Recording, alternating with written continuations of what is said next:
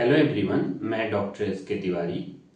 आज मैं बात करूंगा अस्थमा के बारे में, जिसको आप साधारण भाषा में दमा के नाम से भी जानते हैं। दमा और अस्थमा दोनों एक ही रोग है, इसीलिए आप अस्थमा को समझिएगा। सबसे पहले आपको ये जानना होगा कि अस्थमा होता क्या है। अस्थमा हमारे श्वसन तंत्र का एक रोग है, जिसमें कि हमारी श्वसन तंत्र के अंदर जो श्वसन की नलियां होती हैं उनमें आंतरिक रूप से सूजन आ जाता है और वो नलियां सिकुड़ जाती हैं। साथ ही उसमें बलगम जमा हो जाता है, जिससे कि मरीज को श्वास लेने में काफ़ी दिक्कत होती है, काफ़ी खांसी होती है और सीने में जकड़न होती है। इन्हीं सब लक्षणों को देखते हुए हम उस रोगी को अस्थमा की संज्ञा देते हैं कि उस पेशेंट को अस्थमा की बीमारी है। अब ये जान लेते हैं कि अस्थमा का कारण क्या क्या है। अस्थमा का जो पहला कारण है वो है कि जैसे ट्रैफिक का धुआं हुआ, घर में जो धूल है वो, या तो फिर फैक्ट्रियों से निकलने वाला धुआं, किसी भी तरह का बाहर का दूषित धुआं या वायु अगर श्वास के द्वारा आपके फेफड़े में या श्वास की नलियों में चली जाती है तो उसके कारण वहाँ पे एलर्जी हो जाती है, और एलर्जी के कारण उसमें अंदर सूजन आ जाती है और इस कारण से आपको सांस लेने में दिक्कत होने लगती है, जिसको कि आप एलर्जिक अस्थमा के नाम से जान सकते हैं। दूसरा जो इसका कारण है वो हो सकती है किसी भी तरह की फूड एलर्जी या ड्रग एलर्जी। मान लीजिए आपको पता है कि आपको किसी खाने से एलर्जी है या किसी दवाई से एलर्जी है, वो खाना आपने भूल से खा लिया या वो चीज़ आपने खा ली, और या तो वो दवा जिससे आपको एलर्जी थी वो आपने ले ली, तो आपके श्वास की नलियों में सूजन आ जाएगा और आपको सांस लेने में दिक्कत होने लगेगी। अगला जो इसका कारण है, कोई भी एक्टिव रेस्पिरेटरी ट्रैक्ट का इन्फेक्शन हो, यानी श्वसन तंत्र का कोई भी ऐसा इन्फेक्शन, जैसे कि ब्रोंकाइटिस हुआ, न्यूमोनिया हुई, तो ये बैक्टीरियल इन्फेक्शन होते हैं जिनके कारण खांसी होती है और जो श्वास की नलियां हैं उनमें सूजन आ जाती है। इस कारण भी आपको सांस लेने में दिक्कत होती है, क्योंकि अंदर जो है वो बलगम जमा हो जाता है और वो सांस को ठीक से जाने नहीं देता है, तो आपको सांस लेने में दिक्कत होती है। तो ये भी अस्थमा का कारण हो सकता है। अगर आप सिगरेट पीते हैं या आप अल्कोहल लेते हैं तो सिगरेट पीने वाले पर्सन को ये बहुत ज़्यादा होता है। ये सिगरेट पीना एक्टिव हो या पैसिव हो। एक्टिव का मतलब होता है आप खुद से सिगरेट पी रहे हो तो हो सकती है। पैसिव का मतलब हुआ कि आपके बगल में कोई बैठ के पी रहा है और उसका धुआं भी आपके अंदर श्वास के द्वारा चला जा रहा है, तो भी आपको अस्थमा की दिक्कत हो सकती है। तो इसीलिए आपको सिगरेट का धुआं किसी भी रूप में परहेज करना चाहिए कि वो आपके श्वास के नलियों में ना जाए।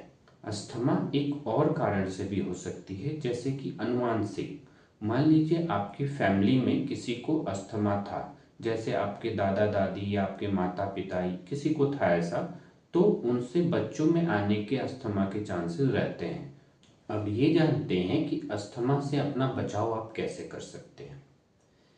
यदि आपको पता है कि आपको किस चीज़ से एलर्जी है, जैसे कि कोई फूड हुआ या कोई दवाई हुई, तो आप वो नहीं लेंगे। उसको लेने से आपको अस्थमा का अटैक आ सकता है।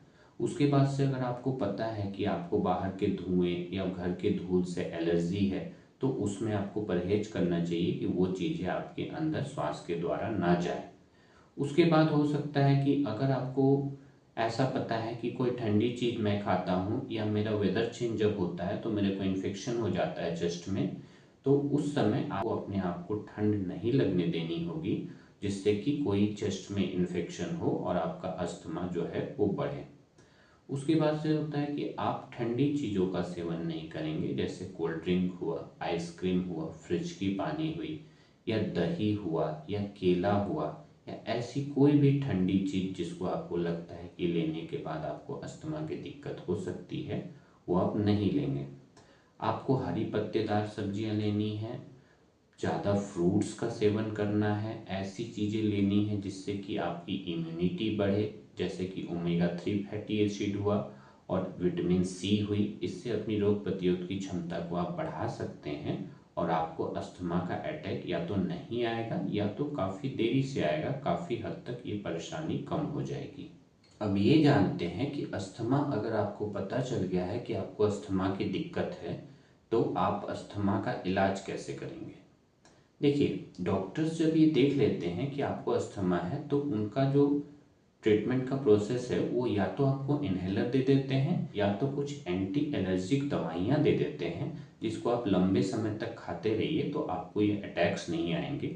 मतलब आपको समझना होगा कि अगर आप एलर्जी की दवा लेते हैं तो आपको एलर्जी नहीं होगी और वहाँ से फिर आपका अस्थमा एक्टिव नहीं होगा। या तो आप इन्हेलर लेते हैं तो या तो उसमें स्टेरॉयड होगा तो आपको एलर्जी नहीं होगी और इन्फ्लेमेशन नहीं होगा, या आपकी सांस की नलियाँ जो हैं वो सिकुड़ेंगी नहीं तो आपको अस्थमा का अटैक नहीं आएगा। लेकिन ये दवाइयाँ जो है इसको आपको परमानेंट लेनी पड़ती हैं। जब भी आप इसको छोड़ेंगे तो फिर आपको अस्थमा का अटैक आने लगेगा या उसके चांसेस बहुत ज़्यादा रहेंगे।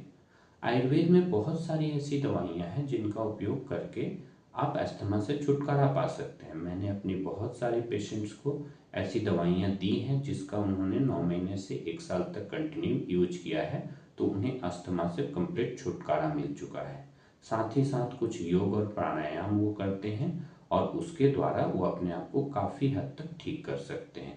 90% केसेस में अस्थमा जो है आयुर्वेदिक दवाइयों से पूर्ण रूप से ठीक हो जाता है और फिर उसमें कोई भी फ्यूचर कॉम्प्लिकेशंस आने के चांसेस नहीं रहते हैं। पेशेंट को बाद में कोई दिक्कत नहीं होती है।